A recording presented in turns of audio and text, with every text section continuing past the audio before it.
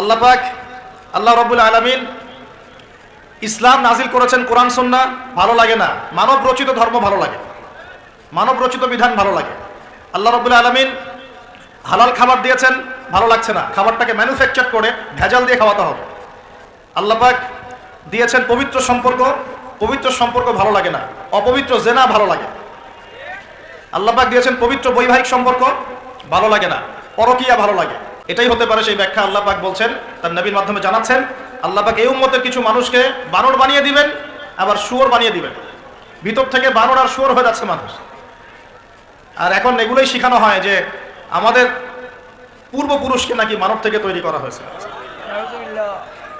এই আকীদায় যে বিশ্বাস করে সে স্পষ্ট কাফের, যে এরকম কোন আকীদায় বিশ্বাস করবে সে স্পষ্ট কাফের, এবং তাকে কেউ কাফের মনে না করলেও সে কাফের। এখানে বড় বড় অনেক ওলামায়ে কেরাম আছেন, আমি আসলে তাদের সামনে কথা বলতে লজ্জা বোধ করছি। আপনারা তাদের কাছ থেকে ফতোয়া জিজ্ঞাসা করেন। কেউ যদি বিশ্বাস করে যে আল্লাহ পাক মানুষকে নিজ হাতে আদম আলাইহিস সালামকে সৃষ্টি করেন নাই, বরং মানুষ বানর থেকে আস্তে আস্তে আস্তে আস্তে মানুষ হয়েছে, এই কথা যদি কেউ বিশ্বাস করে তাহলে সে ঈমান থাকবে না কুফরি হবে? ঈমান থাকবে? কোশ্চিন কালেও না। একজনকে চার্জ করা হচ্ছে। অবশ্যই এখানে একটা বিষয় আছে, এটা হয়তো সবাই ধরতে পারছে না। এখানে কিন্তু ইস্যু কয়েকটা আছে। একটা হচ্ছে বিবর্তনবাদ, একটা হচ্ছে ইতিহাস বিকৃতি, একটা হচ্ছে ইসলামিক যে মুভমেন্ট সেটাকে সবার সামনে নেগেটিভলি উপস্থাপন করা, এরকম কিছু ইস্যু কিন্তু উঠেছে। আমরা কিন্তু ব্যস্ত হয়ে আছি এই বানর আর মানুষ নিয়ে, তাই না?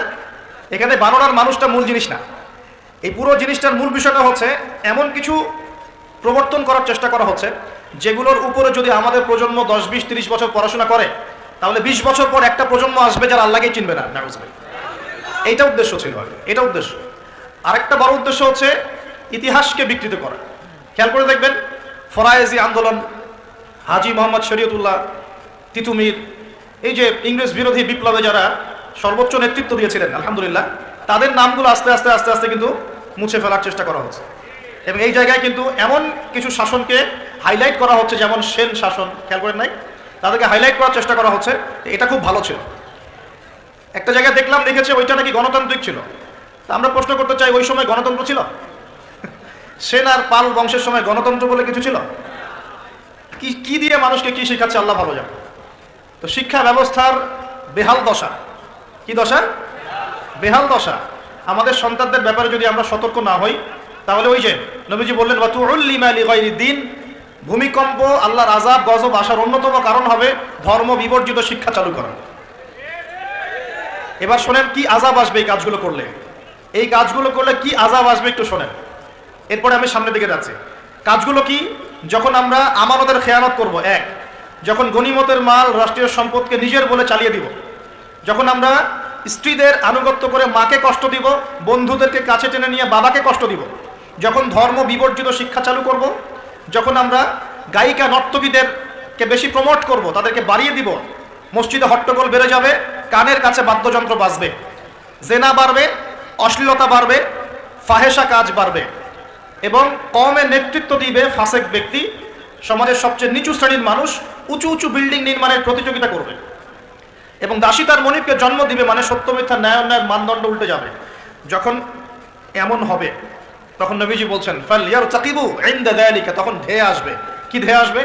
এক নাম্বার রিহান হামরা, উত্তপ্ত, কঠিন উত্তপ্ত একটা গরম বাতাসের আযাব পৃথিবীবাসীর দিকে আসতে থাকবে। এমন আযাব কি এসেছে? গরম উত্তপ্ত বাতাস কি আসছে?